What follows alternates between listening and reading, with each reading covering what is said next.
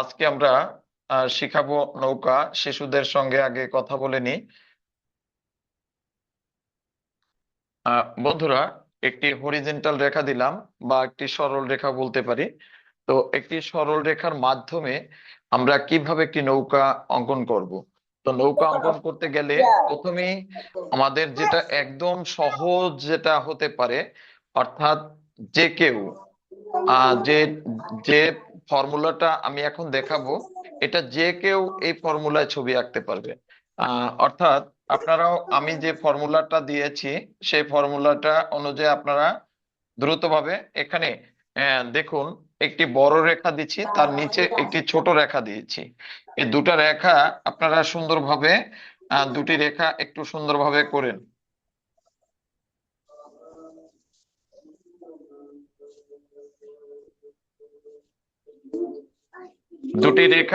দুটি রেখা আপনারা সুন্দরভাবে করবেন। একটা উপরেরটা একটু বড় থাকবে আর নিচে একটু ছোট থাকবে, অর্থাৎ বেশি ছোট না আবার বেশি বড় না, একটু ছোট থাকবে। আর আপনার সুন্দরভাবে সোজা দুটি রেখা এভাবে করেন। তা মাঝখানে কিন্তু অতটুকু ফাঁকা রাখতে হবে। এই রেখা দুটি একটু দ্রুত করেন, আমরা রেখা দুটির মাধ্যমেই কিন্তু একটি নৌকা আঁকা শিখবো। কিন্তু এই নৌকাটা আপনারা পূর্বে হয়তো এমন নিয়মে আপনারা করেননি, আপনারা ভিন্ন ভাবে করছেন।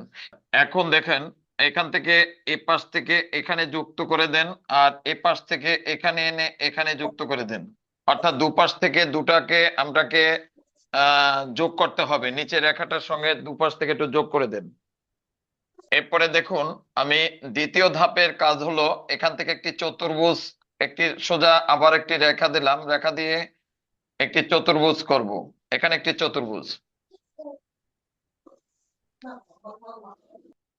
আমি প্রথম আমি প্রথম ক্লাসে কি বলেছিলাম, যে একটি ত্রিভুজ, দেন একটি চতুর্ভুজ, একটি বৃত্ত, একটি সরল রেখা, একটি বক্ররেখা। এখন এর মধ্যে থেকে আমাদের সব ছবি আঁকতে হবে। কার মধ্যে থেকে? এইটুর মধ্যে থেকে। এগুলো হলো জ্যামিতিক ফর্ম। জ্যামিতিক ফর্মের মাধ্যমে আমরা ছবি আঁকা শিখব। এই জ্যামিতিক ফর্মের মাধ্যমে যদি বন্ধুরা ছবি আঁকা শিখি, তবে কখনো আমাদের মন থেকে ভুলে যাব না, আমাদের হৃদয় ওটা একবারে স্থায়ী হয়ে যাবে। অর্থাৎ আমরা এইটা যেখানে হোক, যে যে বয়সে হোক না কেন, আমরা সেই বিষয়টা আমরা মনে করে আঁকতে পারবো। অর্থাৎ একটি ফর্মুলা অনুযায়ী আমরা এই ড্রয়িংটা শিখবো। তো এখানে চতুর্ভুজের পরে দেখুন বন্ধুরা, এপাশে পাশে সমপরিমাণ দুপাশে আপনার দুটা বিন্দু দেন, দ্রুত দেন। আমাদের এখন এই দুটি বিন্দু দুপাশ থেকে দিয়েছি, এখান থেকে যুক্ত করে এখানে আপনার এই বিন্দুতে নিয়ে আসতে হবে। একটু দ্রুত করে ফেলেন। এখান থেকে হালকা একটু কোণা করতে হবে, এখান থেকে হালকা অল্প অল্প একটু কোণা করে এই দাগটাকে আমাদের একটু নিচে নামিয়ে নিয়ে আসতে হবে, অল্প একটু নিচে দেখো, অল্প একটু নিচে নামিয়ে নিয়ে আসলাম। এরপরে এই দাগটাকেও কিন্তু আমাদের একটু অল্প নিচে নিয়ে আসতে হবে। অর্থাৎ এই এই দাগটা আর এই দাগটা বাদ যাবে কোনটা? এই প্রথম প্রথম পয়েন্টের এটা বাদ যাবে। এখন বন্ধুরা কি করতে হবে দেখুন, এবারে একটু কষ্ট আছে যদিও। এবারে এইখানে যোগ করে, এখানে যোগ করে, এখানে যোগ করে আস্তে আস্তে আস্তে আস্তে এই শেপটাকে চলে যেতে হবে আপনার ওই কোণায়। এবারে করে ফেলেন। আচ্ছা, এরপরে দেখুন, এখন পর্যন্ত কিন্তু সরল রেখা আছে, এখন পর্যন্ত সরল রেখা আছে। এই সরল রেখাটাকে আমরা এই যে কোণাটাকে সুন্দর করে এখান থেকে মুছে দিতে হবে। এই যে কোণাটা মুছে দিলাম,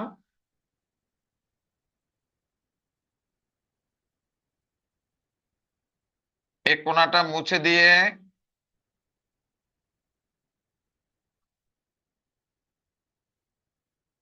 এই কোণাটা মুছে দিতে হবে এবং এই ভিতরের দাগটা মুছে দিতে হবে, চতুর্ভুজের ফার্স্ট দাগটা।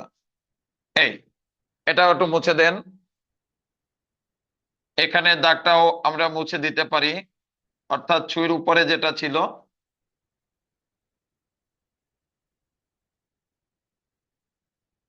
বন্ধুরা, এখন সমপরিমাণ ফাঁকা রেখে, সমপরিমাণ মানে আপনার এই গ্যাপগুলি সমপরিমাণ রাখলে ভালো লাগবে, অর্থাৎ এটি আঁকা ছবি।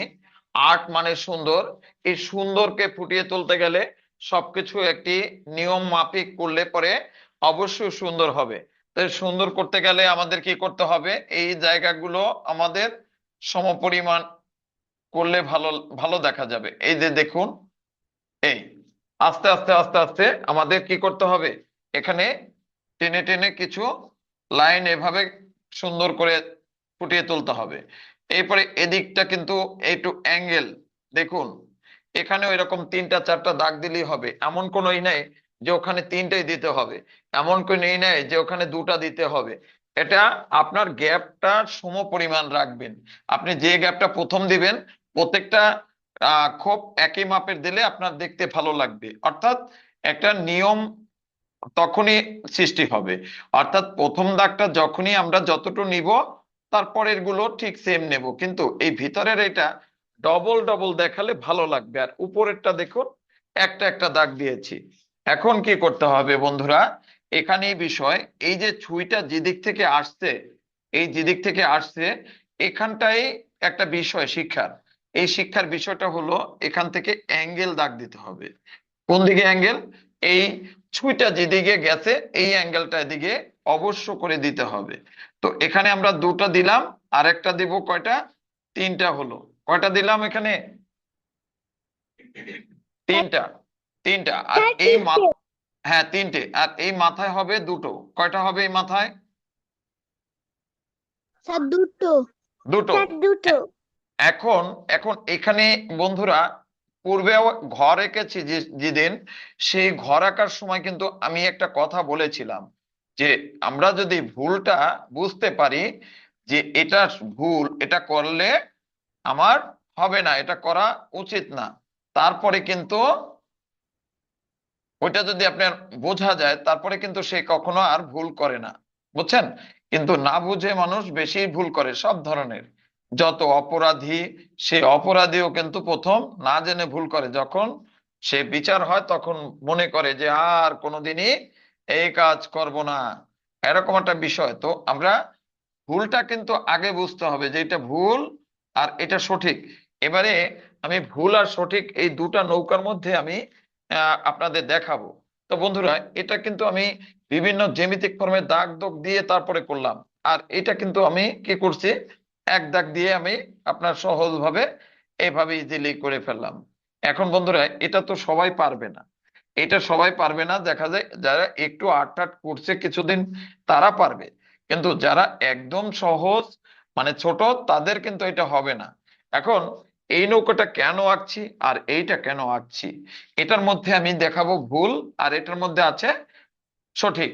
এখন সঠিক এইটা ভালো না এইটা ভালো, এখন সেটা আপনারা বলবেন। আমি যদি এখানে 2 লিখি আর এখানে লিখবো,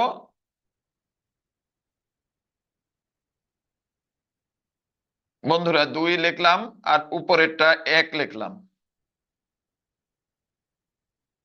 এই এখানে আপনাদের পরীক্ষা নেওয়া হবে। এই পরীক্ষাটা নিব এখনই, কিভাবে নিব দেখুন। এই দাগগুলো আমি এটা দিব এদিকে, এই এখন বন্ধুরা এখান থেকে একটা দাগ দিতে হবে, অর্থাৎ এই দাগের এই নিচ থেকে আর একটা দাগ ব্যবহার করতে হবে। বন্ধুরা এটারও কিন্তু নিচ থেকে দাগগুলো এদিকে ব্যবহার করতে হবে। দেওয়ার পরে এখানে যে চালের অংশটার ভিতরেরটা দেখা যাচ্ছে, ভিতরের দাগগুলো আমি এখানেও এভাবে তিনটা চারটা দাগ এভাবে দিতে পারি। বন্ধুরা দেওয়ার পরে এখানে যেমন পানি দিয়েছি, এখানেও কিন্তু পানি দিব। এই পানিটা কোথা থেকে আসলো বন্ধুরা, এই যে বক্ররেখা, কোন রেখা বক্রটা, এই স্যার দেখছেন, উপরেরটা। হ্যাঁ। তার মানে আপনার এই বক্ররেখাটা মানেই তো কি, পানি। তাহলে আমাদের কথা ছিল কি, এই বিষয় থেকে আমরা সব ছবি আঁকবো। আর এই সোজা সোজা রেখ কোনটা ছিল, এটা। তার মানে আমার এই বিষয়গুলো যদি আমি ভালো করে পারি, তবে কিন্তু আমাদের সব ছবি আঁকা সম্ভব। এখন দেখুন, এখানে একটা পানির দাগ, আর এখানে আছে দুইটা না তিনটা পানির দাগ, এখানে আমি এখানেও তিনটা দিলাম, সমস্যা না। এখানে নাম্বারটা আমি একটু পাশে দিয়ে দিলাম, আর এটাও পাশে দিলাম, তা না হলে দুইটা দুপাশে থাকলে কেমন একটা মনে হবে। আচ্ছা, এবারে এবারে বলেন বন্ধুরা, যে কোন নৌকাটা আপনার কাছে সহজ বা সঠিক মনে হয়, উপরেরটা না নিচেরটা? স্যার উপরেরটা। আমি টিক দেব কোনটায়, উপরটা না নিচেরটায়? স্যার এ, উপরেরটাই। কে বলছেন, নাম বলেন। স্যার আমি বেদান্ত। বেদান্ত। স্যার আর আমি আরেক অধুরা। অধরা, অধরা বলেন কোনটা আপনার কাছে, টিক দেব কোনটায়?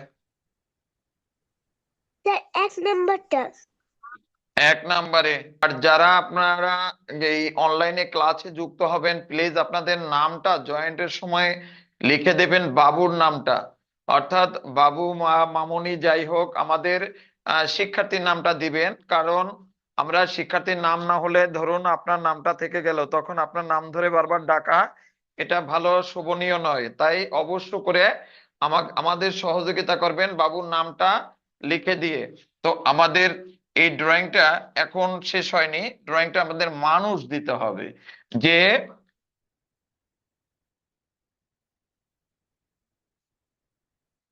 মানুষ অবশ্যই আমাদের দিতে হবে। মানুষ না দিলে এই নৌকাটা চালাবে কে, তাই না? মেহনাজ, একটু বলেন তো, জি যে স্যার। যারা নৌকা চালায় তাদের কি বলা হয়? মাঝি। হ্যাঁ, মাঝি।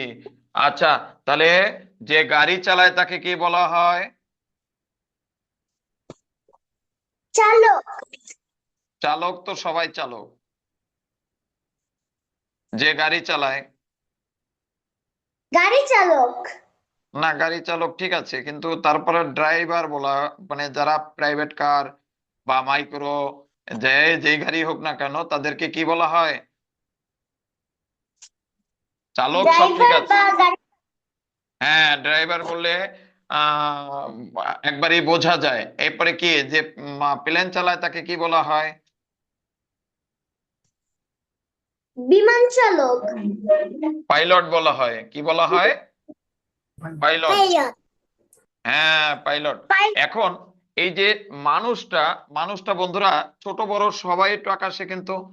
একটা ডিম দেন, এটা বসা মানুষ শেখেন, এটা ডিম। দেখুন এটা ক্যাপসুলের মতো, ডিম ঠিক না, একটু লম্বা, একটু ক্যাপসুলের মতো। অর্থাৎ ওষুধ, যে ওষুধের ক্যাপসুল যে লম্বা লম্বা থাকে, সেই একটা ক্যাপসুলের মতো একটা দেন। সবাই এটা দেন।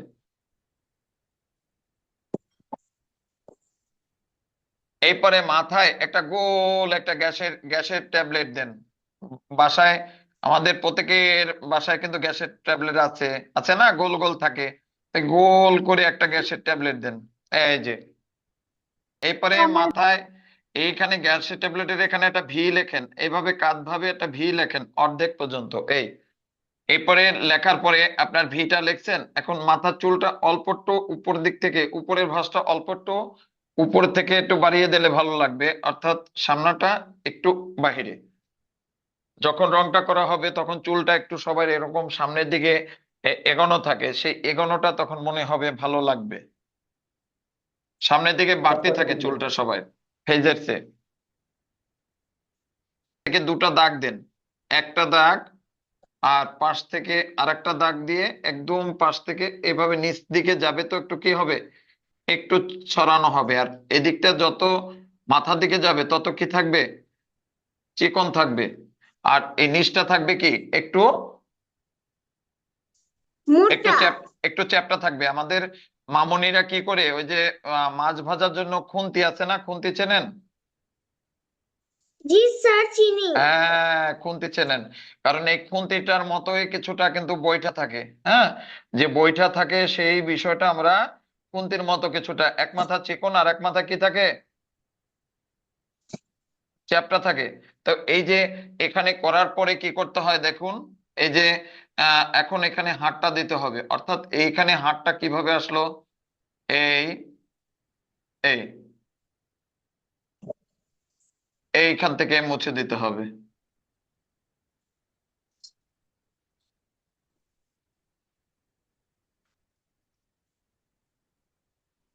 দেন হয়ে গেলে আমাকে বলবেন।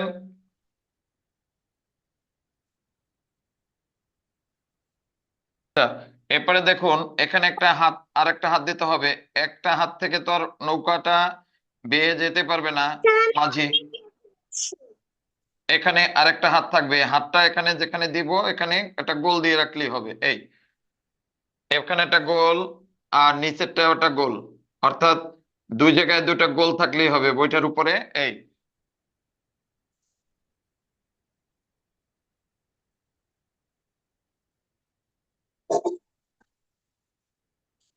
খুলেই আমাকে বলবেন।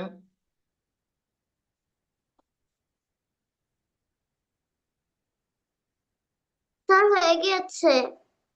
আচ্ছা, তাহলে হয়ে গেলে এবারে এই নৌকাটায় অবশ্য করে এই মাঝিটা সুন্দর করে আমি এখন এঁকে দিব। এটা কি এখন মুছতে পারি?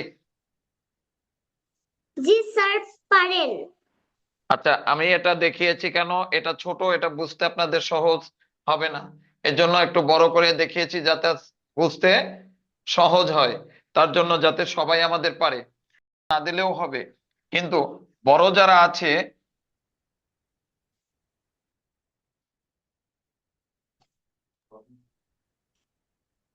যারা বড় আছে তাদের জন্য এই নৌকাটা আরো একটু কাজ করতে হবে। অর্থাৎ আমি এখনই আমি দেখিয়ে দিচ্ছি।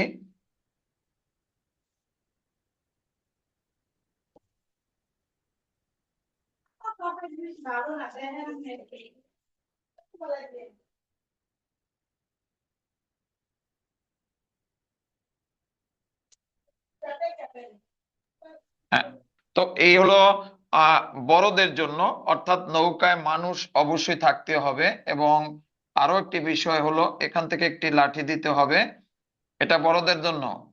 এবং ছোট যদি কেউ পারি তবে অবশ্যই করব।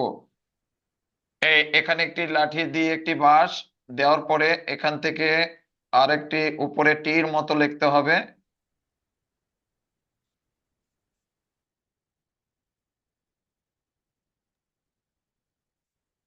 এই তীর মতো লেখে এখান থেকে ধরুন আস্তে আস্তে এখানে যুক্ত করে দিলাম।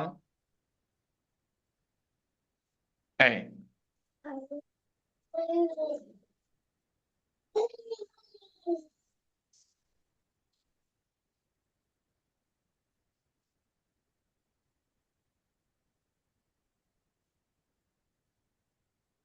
তো বন্ধুরা, নৌকার বিষয়টা কি আমরা শিখতে পারছি সবাই? জি স্যার। আচ্ছা, এই ক্লাস 2 থেকে বা 3 থেকে কিন্তু সবার বাধ্যতামূলক পাল তোলা থাকতে হবে। অর্থাৎ যখন একটি দৃশ্য আমরা পাল তোলার একটি দৃশ্য করব বা গ্রাম বাংলার একটি দৃশ্য করব, তখন কিন্তু পাল তোলা নৌকাটা আমাদের প্রয়োজন হবে খুব। বিশেষ করে পালতোলা নৌকা অবশ্য করে আমাদের প্রয়োজন হবে। নৌকায় মানুষ এবং পাল দুটাই দরকার হবে। তো এই যে পালতোলা নৌকাটা গেল, এখন আমাদের বিষয় হলো ছোটদের জন্য, যারা একদম ছোট রয়েছে তাদের জন্য আরো কিছু করা যায় কিনা।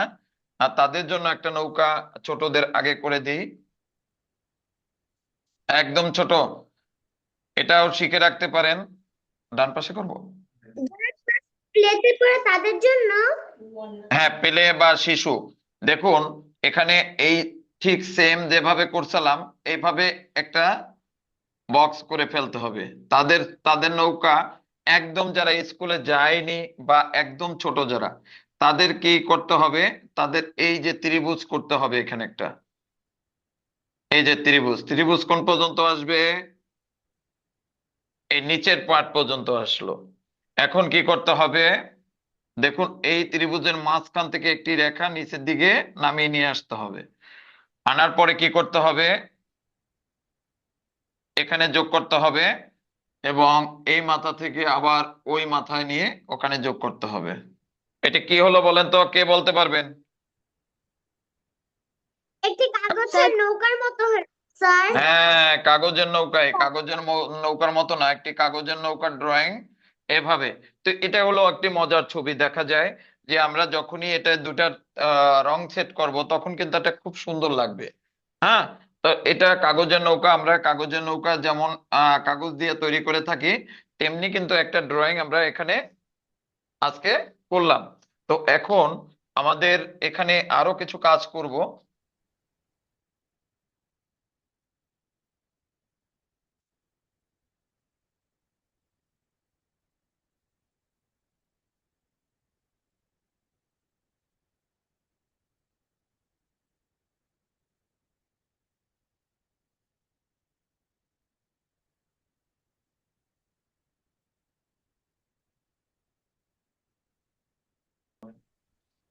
হ্যাঁ, আমি প্রথমটা কি লিখলাম? One one. আর পরেরটা টু টু টু। টা তো আমরা সবাই লিখতে পারবো, পারবো না? জি স্যার পারবো আচ্ছা, পারবো ওয়ানটাকে দেখেন, এখান থেকে আরেকটা দাগ দিয়ে নিচের দিকে নিয়ে আসবো। স্যার স্যার মোমবাতি আঁকাচ্ছেন হ্যাঁ, মোমবাতি তো হয়ে গেছে। আমি তো ইচ্ছা ছিল না মোমবাতি আঁকার, কিন্তু দেখুন কি করলাম। এই এখান থেকে একটু দাগ,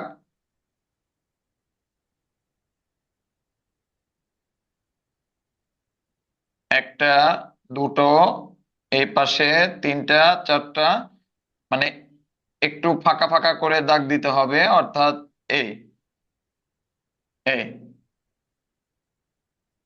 প্রত্যেকটা দাগের মাঝখান থেকে, মিডিল থেকে এখন ছোট একটা দাগ যাবে। আগে যে দাগটা দিয়েছিলাম তার অর্ধেক পর্যন্ত যাবে, তখনই ভালো লাগবে দেখতে।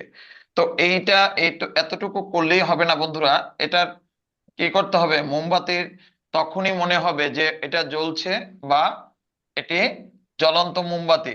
এটি বোঝা যাবে কখন? যখন হচ্ছে এটার গায়ে কি থাকবে, গলে পড়বে স্যার মোমবাতির কিছুটা অংশ, ঠিক আছে? এই এখন কিন্তু মনে হচ্ছে যে এই মোমবাতিটা জ্বালানো আছে। আর এখানে যে একদম কোনা কোনা যখন থাকবে, একটু হালকা একটু কোনা কোনা, আমরা এভাবে রাউন্ড করে দিলে সুন্দর একটি মোমবাতি হবে। তো এখান থেকে আরো একটি পার্ট এভাবে দিতে পারি, আর পরেরটা আস্তে আস্তে এভাবে কি করে দিব। আর গায়ে কি করে দেব? গায়ে হালকা করে একটু ফোঁটা মোটা আমরা এভাবে দেখিয়ে দেব, অর্থাৎ উপর থেকে মোমবাতির কিছুটা গলে গলে নিচের দিকে পড়ছে। তো এখানে আছে টু। এই টুটা দিয়ে আমরা কি করলাম দেখুন। টুটা দিয়ে এখানে একটি ডানা এই একটি ডানা দিলাম। দেখুন, এখন আমি এখানে মাথার অংশটা কি করলাম। হ্যাঁ, একটি একটি হাঁসেরই কিন্তু শেপ করা হচ্ছে। যদিও একটি হাঁস করলে আমরা টু থেকে করলে এইভাবে আমরা করে থাকবো।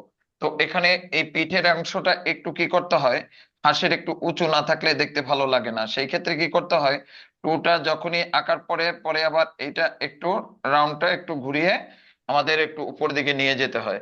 তখনই কিন্তু হাঁসের শেপটা দেখতে ভালো লাগবে। এই এখন আমাদের এই ডানার ভিতরে অবশ্য করে হাঁসের এভাবে তিনটা তিনটা এরকম দাগ দিয়ে দিলে ভালো লাগবে। এরপরে গেল হাঁসের একটি চোখ থাকবে।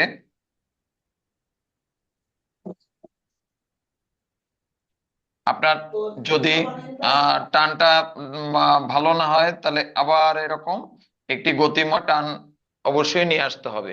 তো এই যে টু লেখে বা ওয়ান লেখে ছবি করা হলো, এখানে কিন্তু থ্রি লেখেও কাজ করা যাবে, ফাইভ লেখেও কাজ করা যাবে। আমি সব অক্ষর থেকে ছবি আঁকতে পারি।